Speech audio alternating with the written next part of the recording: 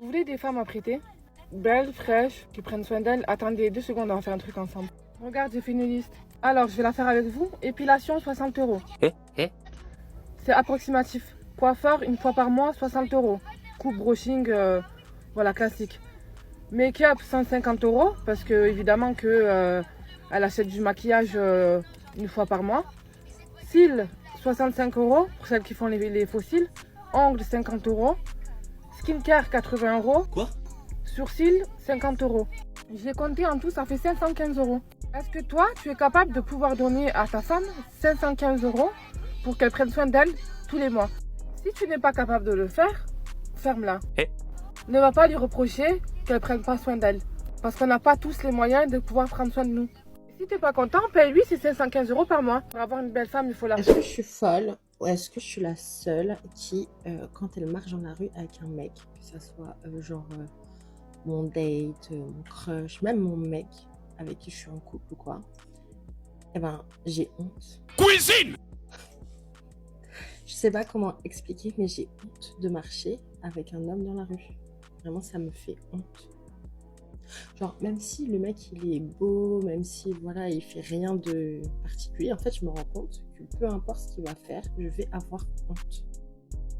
Genre, je vais avoir honte de son comportement, même s'il fait rien, le pauvre. Je suis gênée. Genre, je me dis, mais des gens dans la rue, ils vont se dire que elle est avec lui. En fait, ça me met hyper mal à l'aise. Donc voilà, je sais pas si je suis la seule, mais c'est trop bizarre. Je m'en fous si t'as pas d'argent. Dans le sens où mon argent, c'est ton argent. Ton argent, c'est...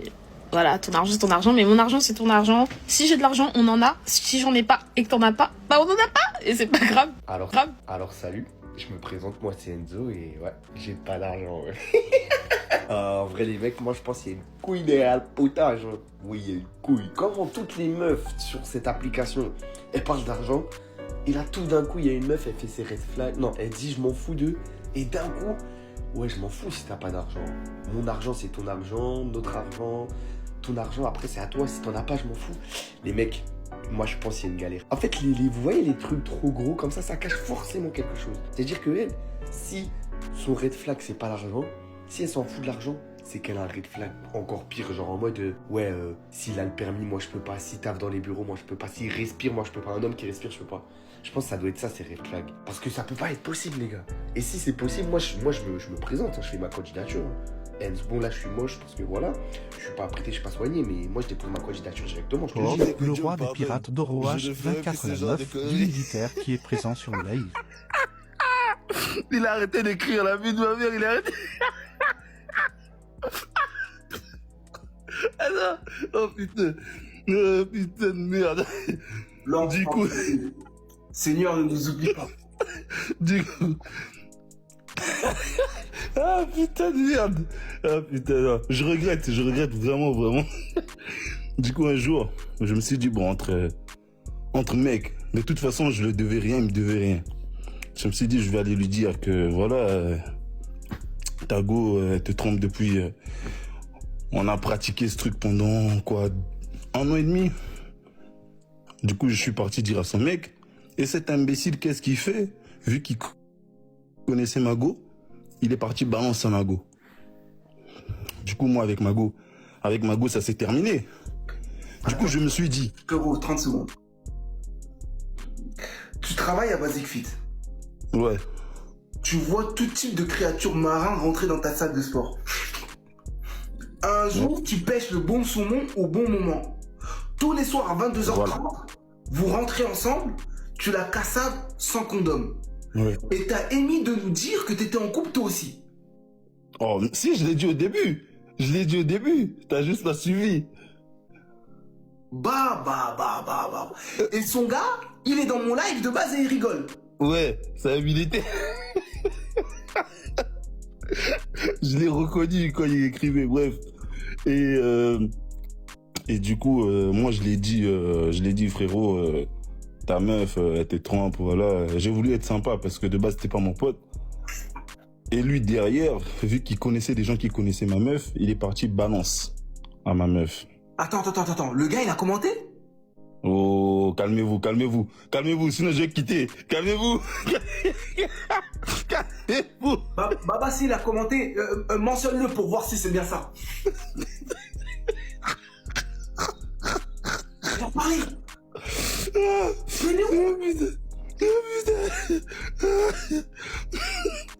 Mais il est où? Attends, laisse-moi finir, comme ça je vais pouvoir partir. Vas-y. Du coup, après, il a dit à ma meuf, bon, après ça s'est terminé. Elle a voulu rien savoir, elle m'a quitté.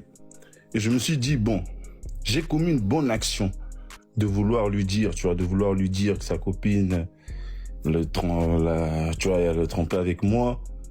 Lui, il m'a fait un coup de pute. Du coup, je me suis dit, pas de souci. Vu que je savais que lui, il était toujours resté avec la go. Moi, tous les soirs, je repartais. Quand lui partait en mission, moi, je partais en mission aussi, on était deux à être en mission. C'était un bon procédé. Parce que lui, il a gâté mon couple. Il voulait que je gâte. Frérot, je sais que t'es là. T'étais avec ta meuf? Frérot, je sais que t'es là. Frérot, ça s'est passé exactement le 25 décembre. Je sais que t'es là. Frérot.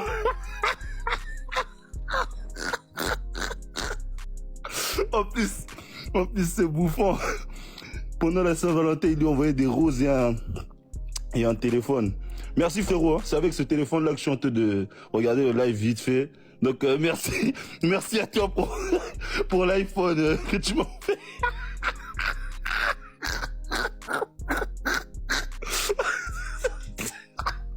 Oh putain. Mais là c'est bon, je pense qu'il va capter. Bon, je peux descendre. Vous avez vu, moi j'ai un conseil à vous donner. Méfiez-vous des gens qui ont plusieurs comptes.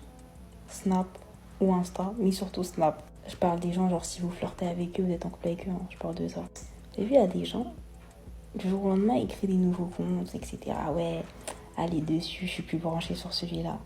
Mon gars, c'est faux tout ça. La personne maintenant, vous allez vous dire, ouais, j'ai fouillé dans son Snap. Vous allez trouver qu'il n'y a rien dans ce Snap-là. Parce qu'il y a tout qui est encore dans l'ancien. Et la personne, elle est toujours active. Vous avez vu ces gens-là? Quand ils disent qu'ils changent de compte, ne les supprimez pas. Parce que vous allez voir que le score Snap, il continue à monter en flèche. C'est faux. Tu vas être là, non mais bébé, vas-y, en vrai, tu peux supprimer ce compte-là. En vrai, tu l'utilises plus. Toi, tu vas être là. Bah, j'avoue, en vrai, ça sert à rien. Tu l'utilises plus. Tu vas le supprimer. Comme ça. Comme ça, il va se dire, elle pourra plus me surveiller. Mais non, le poteau, il n'est pas d'actif sur le compte. Le poteau, il est grave actif sur le compte. Donc, méfiez-vous des gens qui ont plusieurs comptes. Parce qu'ils savent très bien là où vous allez vouloir fouiller. Ils vont se dire, elle va fouiller dans le nouveau, alors que tout se passe dans l'ancien compte. Les gens qui ont deux comptes, un compte pour un truc professionnel, un truc pour personnel, aussi, il faut aller fouiller. Parce que dans le professionnel, il se passe beaucoup de choses. Moi, je vous le dis, moi. Me remercie. Dites-moi que je suis pas la seule, s'il vous plaît. Mais j'ai un tic que je fais à chaque fois que je parle à un nouveau mec. C'est que je vais sur ses abonnements Insta. Pas ses abonnés, hein, ses abonnements. Et je fais fille par fille, genre dans toute la liste, peu importe à quel point elle est longue. Et tant que je ne trouve pas une fille plus belle que moi, genre où je me dis, ok ça se tape ou ok elle m'éteint. Et je m'en fous.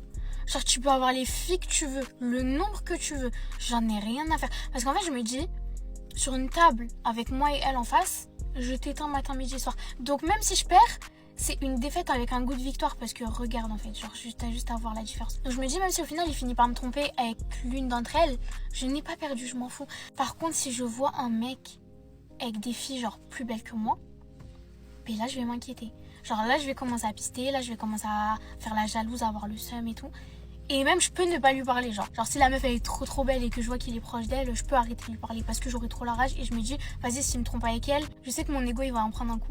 Et en fait j'ai l'impression d'être folle, genre je suis sûre que je suis pas la seule en vrai de vrai. J'ai ce tic et j'ai remarqué depuis super longtemps, genre depuis que je suis au lycée, ça fait hyper longtemps. Les deux fois où j'ai compris que la vie c'était pas un film, c'était la première fois avec la story time sur les agents de la RATP, elle vous la connaissez très bien, et la deuxième fois où j'ai cru pouvoir vivre une rom-com amour avec mon basketteur en mode love and basketball, alors que pas du tout, en fait c'était un mec qui vendait la détail. Bref, story time. Je suis grande. Et comme je suis grande, il y a un pote à moi qui connaissait un mec grand. Il m'a dit, tiens, un grand, une grande, on va les mettre ensemble. Vers ma famille de grands. Et en fait, ce mec était basketteur professionnel dans le club de ma ville. qui était un bon club. Je me suis dit, ah ouais, basketteur pro. Et en mode wifi et tout, je vais être là, sur le court side, en mode... Voilà, je pensais vraiment vivre mon histoire d'amour avec mon basketteur, quoi. Pas du tout. Pas du tout. Déjà, j'arrive, il y avait plein de red flags. Et c'est d'ailleurs pour ça que j'ai commencé à porter des lunettes, parce que j'arrivais pas à les voir. Premier red flag, le mec était balafré de partout. Il lui manquait 2 dents, parce qu'il s'était tellement battu qu'on a dû lui arracher les dents. Il lui manquait 2 côtes, parce qu'un jour il s'est pris un coup de pied de biche lors d'une descente, et du coup on a dû lui retirer les côtes. Ensuite, dans son appartement, il y avait de la merde partout. C'était dégueulasse, et surtout il y avait de la détail partout.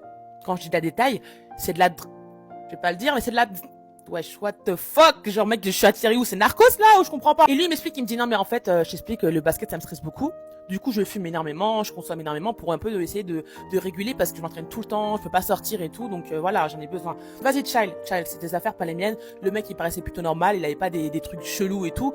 Donc vas-y, à part ses chicots pourris et son problème de côte, vas-y, c'est ok, tu vois, c'est pas grave. Et il y a un jour, et ah oui, détail, je voyais énormément de gens faire des allers-retours chez lui, notamment avec des sacs Uber Eats, sauf que c'était pas des Uber, et ils avaient pas de vélo. Donc je suis en mode, c'est bizarre, mais c'est pas mes affaires. Je suis pas là pour ça. Bref, un jour, je suis chez lui.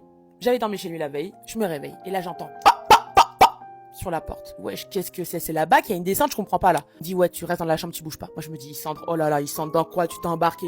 J'étais dans le lit comme ça, je me cachais sous la couette. Je me dis, mais là, faut que je me casse. Faut que je me casse. Il y a son coach qui rentre et qui commence à l'allumer. Et je crois, il l'engueule, il dit, ouais, tu fais n'importe quoi, tu consommes. Et là, je regarde par la fenêtre et je vois en bas de la fenêtre, il y a la police, le maire de ma ville, le président du club et d'autres membres du staff du club. Ah, mais qu'est-ce qu'il a fait, Paul? Paul, qu'est-ce que t'as fait? Bref, il se fait allumer, Paul, il arrive à calmer son coach et tout. Son coach, il part et tout le monde part. Tout se passe bien, qui finit bien. Il me parle, il me dit, écoute, Sissante, faut que je te parle. Je dis, mais qu'est-ce qu'il va me dire? Et en fait, la détail que tu vois, c'est pas seulement moi qui la consomme, mais je la vends aussi. Je dis, quoi? Il me dit, en fait, le basket, ça paye pas. Ça paye pas du tout. Et du coup, j'ai pas le choix que de vendre pour subvenir à ma famille et subvenir à mes besoins. Ah ouais, mec, c'est chaud et tout, tendu. Et en gros, hier, il y avait un match et pendant qu'on était en déplacement, il y avait mes gars qui coupaient la détail dans mon appartement. Sauf qu'il faut savoir que les basketteurs professionnels, généralement, on leur prête un appartement de fonction. Et il y a des lois de ces appartements de fonction. L'une des lois, c'est qu'ils n'ont pas le droit d'inviter des gens quand eux, ils ne sont pas là. Une des autres lois, c'est que les membres du staff du club ont le droit de faire des descentes dans les appartements pour vérifier que tout est en ordre. Et ce jour-là, quand c'était en déplacement, ils ont décidé de vérifier l'appartement de Paul. Et quand ils sont arrivés, l'appart était fermé. Et du coup, ils ont toqué. Parce que les mecs qui coupaient la détail, ils ont paniqué. Vous savez ce qu'ils ont fait? Ils ont tout rassemblé. Ils ont escaladé du 6e étage jusqu'au premier 0. Ils sont descendus par le balcon. Les gros fous. Et je vous laisse imaginer un étage de 6 étages, hein. Les mecs, ils ont fait du parcours, ils ont tout descendu en escaladant, ils ont paniqué. Au final, ils ont forcé la porte, ils sont rentrés. Ils ont juste vu qu'il y avait de la détail un peu partout et que l'appartement était en bordel. Donc, Paul, il s'est fait allumer pour ça. Et quand Paul m'explique ça, il me dit, en plus, j'ai demandé de te cacher parce que, en fait, ils m'ont interdit de ramener qui que ce soit, même je suis là dans l'appartement. Et moi, je suis en mode, attends, mais là, j'ai pas le droit d'être là, en gros. Genre, je suis en pleine inégalité. Mais le mec, il est complètement fou. Mais déjà, j'aurais dû savoir. J'aurais dû savoir quand j'ai vu les 2 téléphones. J'aurais dû me douter que le mec était bizarre. Mais vas-y, je suis aveugle. Je suis comme ça. J'ai fait une Richard. J'étais en manque d'amour. Le mec était basketteur pro. Je me suis dit, la vie, c'est un film, alors que pas du tout. Voilà. Donc, bref, n'importe quoi. Du jour au lendemain, j'ai plus eu de nouvelles de Paul. Plus eu de nouvelles de Paul. Je l'appelais, le mec avait disparu de la circulation. Pas moyen de savoir où le mec était. Il avait été supprimé des fichiers du club. On le voyait plus sur les matchs ni rien. Et frère Paul, qu'est-ce qui se passe? Je me suis dit, il m'a ghosté. Ça y est, c'est bon, il a fait le fantôme, il a fait le Casper, il m'a ghosté. 6 mois après, j'ai de nouvelles de mon pote qui nous a présenté. Vous savez, ce pote qui nous a fait la corrélation entre moi et Paul. Et je lui dis, ouais, mais mec, Paul, il devient quoi? J'ai pas de nouvelles du jour au lendemain, il m'a ghosté. Est-ce que j'ai fait un truc qu'il fallait pas et tout? Ah, Paul, il est en prison. J'ai dit, pardon? Dit, en fait, il s'est fait choper. Et en fait, moi, je pensais que c'était un petit dilos façon. Non. En fait, il gérait le plus gros four de ma ville. En fait, putain, c'est une dinguerie. Dinguerie, encore une fois, j'ai un bac S et j'ai pas de logique. Pourquoi j'ai pas réfléchi? En fait, la police préparait un coup pour attraper Paul. Parce que c'était l'un des plus gros dilos de ma vie. En fait, la journée, le mec s'entraînait au basket et le soir, il volait et il coupait la détail et il vendait. Et il gérait un énorme four. Mais c'est une dinguerie, en fait. En fait, comme quoi, la vie, c'est pas un film. Moi, je pensais vivre mon histoire d'amour à la Love and Basketball, mais pas du tout. J'ai vécu mon arc narcos un peu chelou. Et Paul, au final, il m'a pas ghosté. Il était juste en prison. Ça, c'est une story time pour toutes les gamines qui pensent que sortir avec un basketteur pro, c'est tout beau tout rose. Non, pas du tout. Parfois, on connaît pas la vie des gens. Et en l'occurrence, j'aurais préféré ne pas la connaître. Voilà. Un truc que je trouve vraiment génial dans le fait d'être mère célibataire, c'est que, en fait, j'ai passé un cap où, effectivement, potentiellement peut-être que c'est plus difficile pour moi de trouver quelqu'un, etc. Parce que je suis maman, parce que ça n'intéresse pas tout le monde, ce genre de situation, parce que aussi je suis pas souvent disponible, etc. D'un autre côté, et ben j'ai rien à prouver à personne. À l'heure actuelle, je cherche pas le futur père de mes enfants et j'ai rien à prouver. J'ai pas besoin de prouver que je suis stable, j'ai pas besoin de prouver que je suis une bonne mère, j'ai rien besoin de prouver parce qu'en fait déjà moi j'ai tout. J'ai tout. Donc ce que je cherche, c'est juste quelqu'un pour moi. Et bonus, c'est-à-dire que du plus. Parce que j'ai pas besoin de quelqu'un qui va m'apporter une stabilité, qui va m'apporter de l'argent, qui va m'apporter des enfants, qui va m'apporter un toit. J'ai pas besoin, j'ai déjà. Donc si je fais rentrer quelqu'un dans ma vie, c'est que pour du positif, que pour des bons moments, que pour du plus en fait. Parce que j'ai pas besoin de m'élever grâce à quelqu'un, parce que je le fais déjà toute seule. Et ça, c'est vrai que au tout début, quand je me suis séparée, c'est quelque chose qui me faisait peur. J'avais peur en fait, je me disais, je vais jamais trouver personne. J'ai jamais trouvé personne, ma situation, etc. Je pensais que je pouvais pas prétendre à mieux que du rapide, du vite fait, etc. Et en plus, c'est pas du tout mon délire de switcher et tout. Chacun fait ce qu'il veut et je juge pas du tout, franchement, grand bien face à tout le monde en fait. Mais moi, j'aime pas trop, c'est pas trop mon truc, c'est pas trop mon truc. Je suis plus quelqu'un qui fait durer dans le temps avec une personne. Voilà. Là, j'ai compris que de un, ma situation n'est pas un frein. Si quelqu'un veut vraiment être avec moi, bah c'est pas quelque chose qui est dérangeant. Le fait que je sois maman, le fait que je sois célibataire, que j'ai des charges, que j'ai pas beaucoup de temps, etc. Quelqu'un qui veut vraiment être avec moi, bah va s'adapter à ça. Et ça, je l'ai compris il y a vraiment très peu de temps. Et donc, oui, je peux prétendre à une relation sérieuse. Alors oui, j'ai certainement moins de choix, peut-être, mais ça se trouve. Et deuxièmement, j'apprécie ma solitude, déjà de 1, ça me dérange pas, je me sens pas au bout de ma vie, ça me dérange pas d'être célibataire, ça me dérange pas d'être seule. Et en plus de ça, j'ai pas du tout cette pression de je dois faire attention à ce que je fais, à mon image, à machin, à tout ça, etc. Parce que peut-être que la personne avec qui j'aimerais faire des enfants ne voudra pas ci ou ça. Bref, on se comprend. J'ai pas du tout cette pression de je dois prouver que je suis une fille bien, que je suis potentiellement une future bonne mère pour des enfants, une future femme et tout. J'ai pas besoin de ça. Parce qu'en vrai, si tu regardes ma vie, mon quotidien, comment je gère, etc., bah en vrai, ça se verra déjà, tu vois. Après, à la personne d'accepter ma situation. Parce que ma situation, je peux pas m'en défaire et je m'en déferai pas. C'est un package. Et au-delà de ça, j'avoue qu'il y a un truc qui me fait peur dans le fait de me mettre dans une relation sérieuse, c'est que j'aime trop vivre seule. Là, ça peut paraître bizarre, mais c'est la première fois, bon, du coup maintenant ça va faire 2 ans, c'est la première fois que je vis seule. Alors je vis seule avec mes enfants, mais c'est la première fois que je vis seule, sans un homme. Et j'aime trop. Cette tranquillité d'esprit n'a pas de prix. J'apprécie énormément ma solitude. À l'heure actuelle, vivre seule est pour moi 1000 fois mieux que de vivre avec quelqu'un. Après, peut-être parce que je suis pas tombée sur le bon quelqu'un. Certainement, vu que actuellement je suis seule. Mais à chaque fois que j'ai vécu avec quelqu'un, c'était l'horreur, dans le sens où en fait ça me rajoute une charge mentale énorme, énormément de pression, ne serait-ce que sur qu'est-ce qu'on va manger, varier les repas, etc., blablabla, faire le ménage, faut que ce soit nickel parce que je veux pas me prendre des réflexions, des trucs comme ça. Alors que là, c'est propre chez moi, je mange ce que je veux, blablabla, ok. Mais j'ai pas la pression. Si je fais pas le ménage, si je fais pas le linge, si je fais pas la vaisselle, si peu importe, il y a personne qui va venir me casser la tête en fait avec ça. En fait, c'est le feu. Alors oui, j'aime être avec quelqu'un. Oui, quand tout se passe bien, etc. Je trouve que c'est génial d'être dans une belle relation avec quelqu'un que t'aimes, etc., etc. Mais apprécier sa solitude, c'est aussi quelque chose d'important.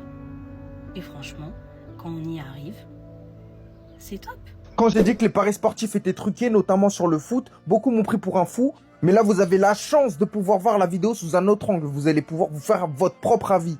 Avant même que le penalty soit tiré, on peut voir sur son application de paris sportif que le penalty est déjà noté comme manqué. Penalty manqué à la 45e minute, alors qu'il a même pas encore tiré. Donc là, bah forcément, la logique qui va suivre, c'est qu'il va rater le penalty. Et regardez ce qui se passe.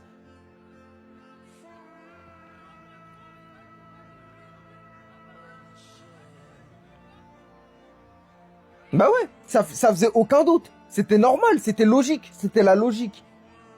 Donc tous les gens qui ont parié sur ce tir-là, en fait, ils ont tous perdu. Regardez, je vais même vous mettre la traduction si vous voulez pas croire. Regardez, 45e minute, penalty manqué. Alors qu'il était...